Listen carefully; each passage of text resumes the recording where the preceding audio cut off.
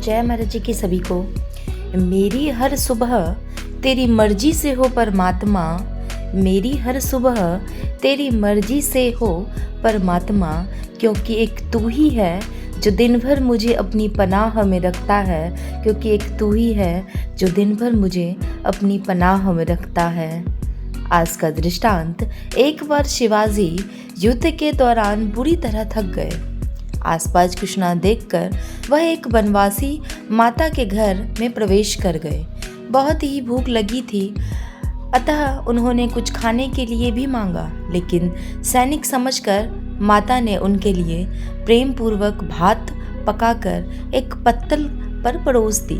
भूख अधिक होने के कारण शिवाजी ने जल्दीबाजी में भात के बीचों बीच हाथ डाल दिया और अपनी उंगलियां जला बैठे। यह देखकर माता बोली, सैनिक, दिखने में तो समझदार दिखाई देते हो, फिर भी शिवाजी की तरह गलती कर रहे हो। यह सुनकर शिवाजी के कान खड़े हो गए। वे बोले, माई, शिवाजी ने ऐसी क्या गलती की, और मेरी गलती बताने का भी कृपा करें। माता बोली, सैनिक, जिस तरह तुम किनारे का ठंडा भात खाने की वजह बीचों बीच अपना हाथ डालकर अपनी उंगलियां जला रहे हो, उसी तरह शिवाजी भी पहले छोटे छोटे किलों को जलाकर अपनी शक्ति बढ़ाने की वजह बड़े बड़े किलों पर धावा बोलकर मात खा रहे हैं। इसलिए मैंने तुम्हें शिवाजी की तरह कहा। अब शिवाजी को अपनी हार का कारण समझ आ चुका था। इस घटना के पश्चात उन्होंने पहले छोटे छोटे किलों को जीतकर अपनी शक्ति को बढ़ाया और बाद में बड़े बड़े किलों पे भी फतह कर लिए। एक साधारण सी सीख भी शिवाजी के काम आ गई। अच्छी बातें हर जगह से सीखते चलो, हर जगह से सीखते चलो। आज का विशेष अनुभव, जो प्राप्त है वही पर्याप्त है, जो प्राप्त है वही पर्याप्त है। सर्जरी होने के बाद पापा को सिर से सेम प्रॉब्लम हो गई। यह सुनकर पापा बहुत डिप्रेस हो गए। घबराहट के कारण उन्हें पैनिक अटैक भी आ गया। पापा की ऐसी स्थिति को देखकर मेरे अंतर्मन से प्रार्थना निकली, महाराज जी, पापा बहुत कष्ट में हैं। इतने सालों से यह सब सह रहे हैं, अब तो उन्हें ज्ञान भी ले लिया है। अब आप ही उनका सहारा बनिए। ऑफिस जाने में समय था तो मैं प्रार्थना कर साधना में बैठ गया। साधना में उस समय एक दिव्य अनुभव दिखाई दिया। बहुत दूर तक फैला समुद्र और उसके किनारे किनारे रेत पर सफ़ेद चोले में गुरु महाराज जी चल रहे थे।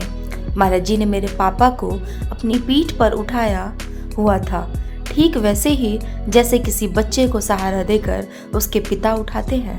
पापा के वेट भार के कारण महाराज जी पूरा आगे की ओर झुक गए थे, लेकिन गुरु महाराज जी ने अपने दोनों हाथों से कसकर पापा को पकड़ा हुआ था। उन्हें उठाकर आगे की ओर बढ़ते हुए मेरी ओर देखा और बोले, जो प्राप्त है वही पर्याप्त है। इसी के साथ अंतर जगत का यह दृश्य सिमट गया। यह सब देखते हुए मेरी आंखों में आंसू आ गए।